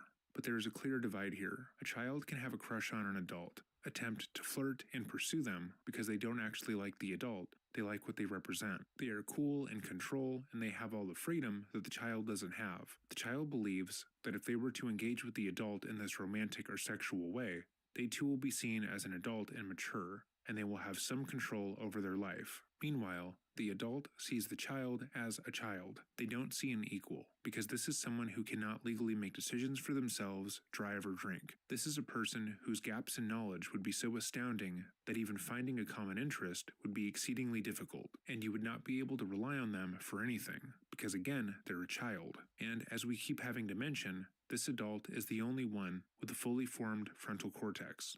Even if the child is doggedly going after them romantically, it is still up to the adult to set boundaries, to deny the child, inform the parents, and protect them both. The very concept that a child should be held responsible for having a crush on an adult, and that the adult pressuring them into sexual conversations is abhorrent, and many predators use that kind of thinking to groom their victims. They tell them that they have to keep their relationship a secret because the child would get in trouble. You're a guy that's my age, basically, and you've been through college, and you've worked for 20 years, and you've been married and divorced, and this girl's like what should have been maybe a product of your marriage, like a young girl, 12 years old, 13 years old. And you're gonna... I'm sorry, yes, it looks awful. Just say it is awful. It doesn't look awful, it is. Because I'm saying it looks awful. It is awful. It's kind of pissing me off, actually. It doesn't just look awful. No, well... Guys, I can't blame Officer Kelly for getting antagonized because he's basically minimizing what he did by saying it doesn't matter because I personally decided that she's decided to pursue me as well. Yeah, you're basically minimizing your crime and it's fucking disgusting. If I walked in the library and you were leaning over my daughter's shoulder, talking to her, come to find out you're teaching her something about computers and everything's, it looks awful, but maybe it's not awful. Maybe I overreacted initially. This is fucking awful and disgusting, actually. Period. You're a dad, reverse it, and I'm you. You probably want to strangle me, right? Most likely. I want to bang your daughter. Most likely. Hello? Yeah, you would. You'd probably be over the table, like, trying to kill me right now. Not most likely either. Like, absolutely. You have a serious problem. And until you, like, admit it, you're not going anywhere. You're not going to get better. You're not going to, this stuff's not going to go away. I don't know when it started. You need... Really? You don't think this is enough for me to realize that? I don't think you can help it because you keep on going like this and saying, well, you don't know what my intentions were until you, like, admit the truth of what your actual intention was. You wanted to have sex with a fucking 13-year-old girl. That's why the contract, that's why the mother comment about the signed contract, all those things is the only reason. Doesn't make a difference if it's tonight or tomorrow. Pausing here for a moment, Sokal stating that this moment would be enough of a wake-up call for him to not ever do this again is laughable, especially because throughout his sexually explicit conversations with the child, he was always keenly aware that this was a possibility. It wasn't as if he was ignorant to what he was doing, and simply didn't know that talking to a child like this was an issue. Moreover, Officer Kelly is correct in calling out that he has shown no remorse throughout his interview. He has consistently downplayed his actions and tried to make them appear less heinous. When confronted, he claims that it was just talk. He wasn't actually going to do anything, despite the fact that he drove 2.5 hours and was about to take Cialis when he was ambushed. I'm being... That'd be one of the worst things in the world to do is, like, have a boner when you're in a fucking holding cell at prison. Being honest with you on this. I wasn't planning on having sex with her tonight. You weren't planning on having sex I with wasn't planning to do it. I just popped something that was more or less a preparation for the material. That's like saying I wasn't planning to murder somebody like Dexter Morgan while I have my entire garage covered with that saran wrap plastic. her tonight. How many times have girls said that about a date with a guy? I wasn't planning on having sex with a guy, and oh my god, he was so handsome, and it was really nice, and you know, you weren't planning on it. I wasn't planning on like stubbing my toe, but I did. What I'm saying. No, because you're not being genuine. Like, be truthful. Just say, if you said, I was not going to, there was no way in hell. I was dropping the pizza, having a slice, Well, that's said, what yeah, I'm on my way to New York, nice to meet you. The whole all along is that You wait till the mother's not home, you get to see all this, you're talking about alcohol with a girl who's 13? That's a great idea. Let's drink with a 13-year-old. I'm gonna have sex. Even if she starts freaking out and dropping all her clothes, you want no part of it. I believe that one. I don't, by the way. Of course you don't. I know you don't. Don't believe me. Just, Seriously, just dude, say come on. I know it's hard to believe because you know before, most guys all they think about is sex and that's all they want is sex. Yes, we talked about sex, but I was not gonna have sex with her. I break the law. Okay. And that's obvious from my text messages. You're still caught up on this. You're looking for an angle so that you wouldn't have to break the law, correct? You're not like not doing the deed. You want to somehow circumvent it so that it would somehow be legal or okay in your mind. Yeah, okay with everybody, right? But that was your intention. It wasn't like you, I gotta wait till she's 16, 17. I'm not touching this poor thing because she's only 13 years old. That wasn't your motivation. It was like, I want to bang her. I gotta get her mother to sign her over. To be honest, I had nothing to do tonight. I really just wanted to like meet her and then figure out some, later what I was gonna do. As far as that other stuff. It's best you just admit it at this point. It's game over. Like there is no way out of this. There is no way out of this that makes you look good. There isn't. I mean, you're painting me to be an evil person that doesn't care about anyone's well-being and. Well, it is evil because you're taking advantage of the fact that someone's a dumbass, ignorant, dipshit kid, and then you're trying to convince the officer who's there talking to you about the situation that he doesn't understand what you're doing when he's been a detective for quite some time. Most likely seen cases very similar to this, and he is skeptical because of the fact that it seems like you're full of shit. I don't even know why the hell you're trying to argue this shit, because it's quite obvious what you were trying to do.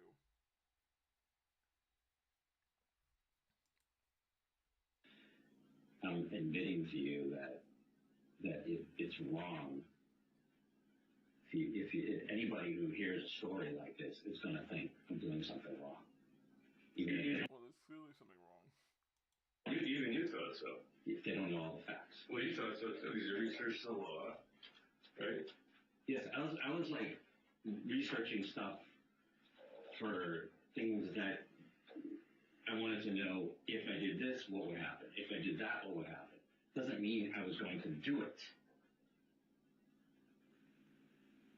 I just wanted to know what would the ramifications be if you served her alcohol? What are the rules? And she got hammered at home with you. Is that cool? Well, did you circumvent that? I wasn't going to let her get hammered. You're just going to have a little vodka? Yeah. Yeah? A drink. Who are you in her life to even say that's okay? Well, I'm not going to I'm not going to be forcefully take the bottle away from her. Just to say, let's have one drink, have a drink, people, they have a drink. They hang out and have a drink. It's pretty normal. She's 13. She's probably had many drinks. At 13. She said she has. All right, we're going to fast forward through this bit briefly. Okay. Do you have any questions for me? Yeah. Go ahead.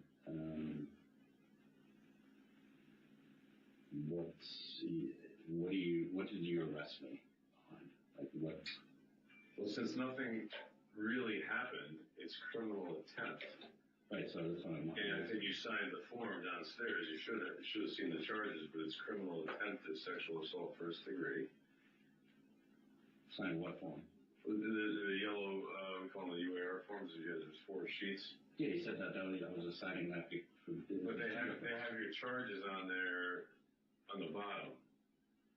You didn't see your charges? No, I thought it was just signing. I just thought it was just signing that I gave him fingerprints. Okay, well that's not exactly the case. You're arrested. They're felonies.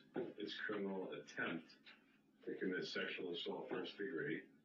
I would never agree to that. Well, it doesn't matter if you agree. You don't have to agree. That's what we're charging you with. All right, but I'm saying, like, I would never sign. You're not signing that you're guilty. You're signing that the information on the sheet is accurate. Meaning that you charge me. That's what I'm saying. Yeah, but it doesn't matter. If you didn't sign it, would it change anything? No. It doesn't mean like, oh, he doesn't admit to this. Okay, so what were the charges again? Criminal attempt to commit sexual assault first degree, because you obviously didn't actually engage in that, but we believe that was your intention. Enticing a minor and risk of injury to a minor.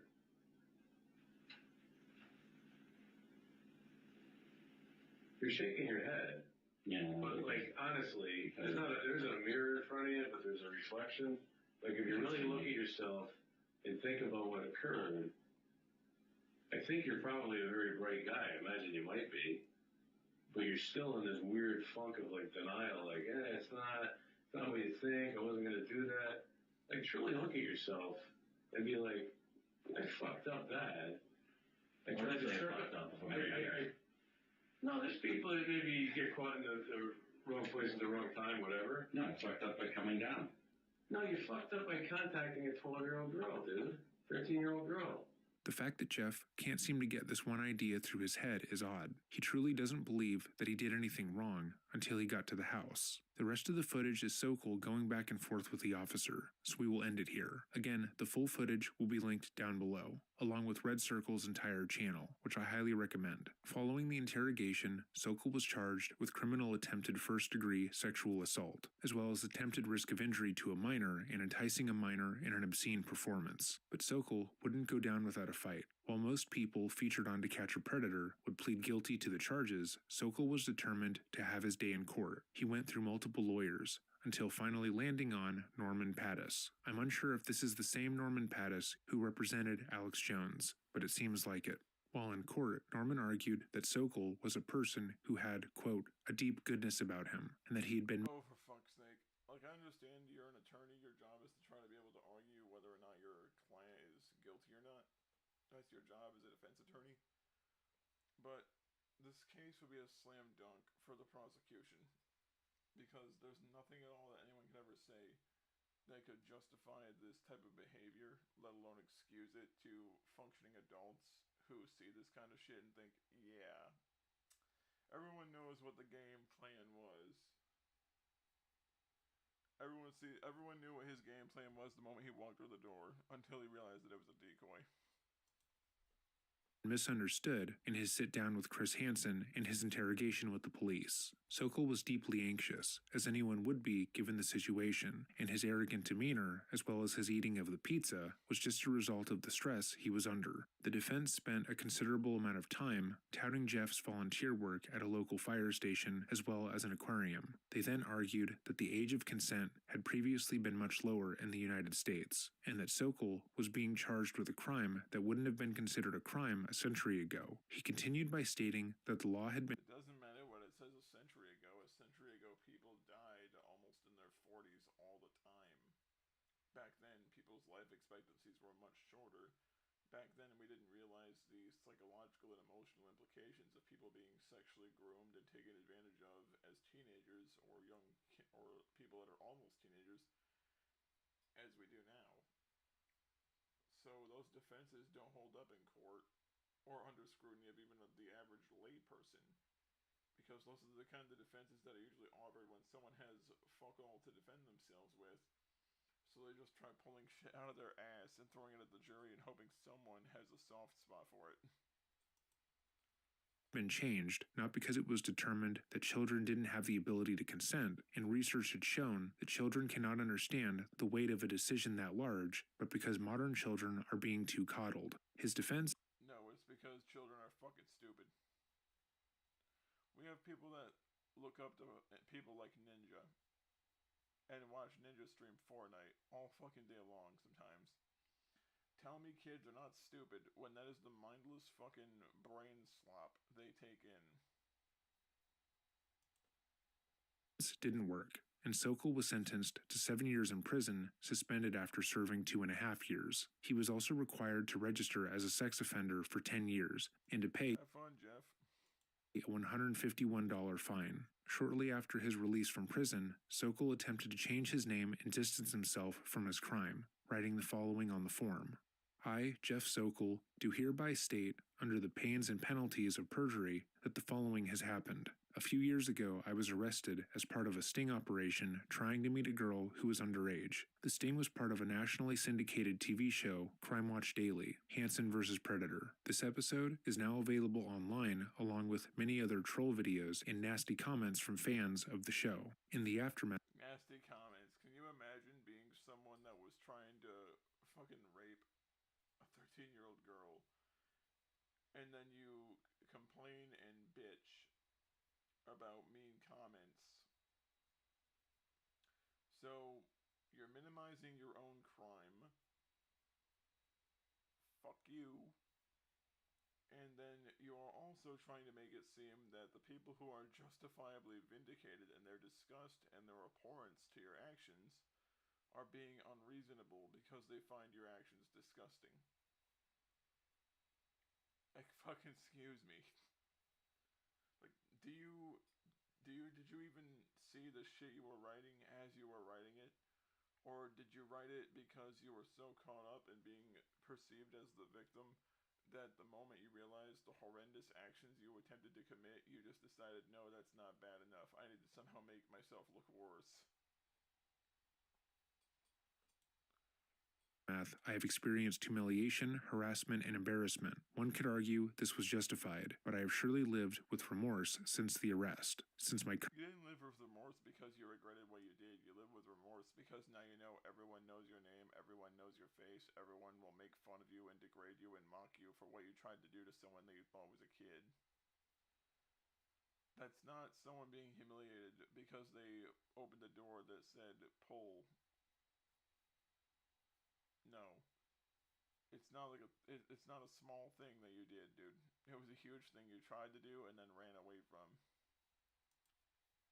current name will always be linked via a simple internet search, I am requesting authorization to change my name, waive my public notice, and impound files. The primary reason is personal safety. Because of the high-profile nature of the incident, there are many people who may incite physical violence upon me and may not recognize that I have changed for the better. I feel I have rehabilitated my mind and am making better decisions. So, as we saw, Jeff had not lived with remorse since the arrest. In fact, after he was arrested, he appeared just as cocky as ever. He tried to fight the charges in court, and his lawyer argued that children between the ages of 9 and 13 can consent. And anytime someone argues, Yeah, that lawyer should be disbarred. It's one thing to just defend a client because it's your job as a defense attorney, but it's another thing, however, when you argue something like that in front of a room full of people who can hear you and understand what you're saying. It's at that point that I'd want to know what the fuck is on that lawyer's hard drive. argued that his actions were predatory, he would try to argue that if push came to shove, he would have married the child before having sex with her, which somehow makes it better. But immediately after being released from prison, he is saying that he has taken personal responsibility for his actions, has learned from his mistakes, and wants a fresh start. Just for a second, let's say that this is true. He still would not deserve a chance to change his name and regain his anonymity. Jeff Sokal is a sexual predator. His community and everyone he engages with should be able to Google what he has done and see that he traveled 2.5 hours to sexually assault a child. Even if it was a mistake, even if it was a one-time thing, this is the kind of mistake that should follow you forever. He continues on, I am also working toward improving my mental state through therapy. After serving 15 months in prison, state, I am now on parole. I had to be put in protective custody due to the TV and internet exposure I have received. A Google search will affect all future relationships, business, and personal. People regularly conduct Google searches on people these days to gain knowledge on someone, some of which can be misleading. Good or bad, these searches are done frequently. I am working hard to be a better person overall and making sincere effort to treat everyone with respect. I hope to meet new friends and acquaintances and wish not to be judged based on one gigantic mistake I made a few years ago. So this phrasing annoys me because it wasn't just one mistake that Sokal made. It was a grocery list of mistakes. This was a nearly month-long endeavor that he eagerly took part in because he wanted to sleep with a minor. He continues, I hope to be judged for the person I really am, the person I am today. More than anything, I would like a second chance at a happy and safe life. If you are willing to authorize these requests, I would be forever grateful of your decision. The court ultimately ruled that Jeff could not change his name, but that didn't stop Jeff from publicly identifying as Sonny Derek Porter. As of today, it appears he still works in insurance, but is known to play open mic nights at bars in Cape Cod.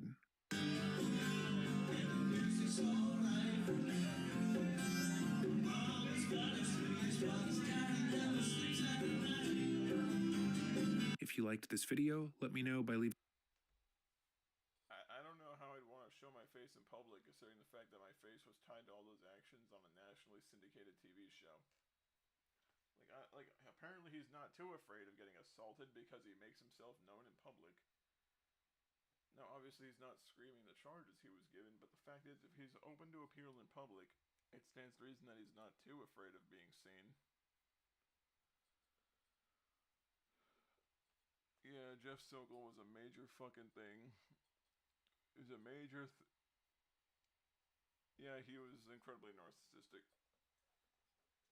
Well, guys, you just caught the tail end of it. This is just my doing this for the morning. I'll see everyone later. Until then...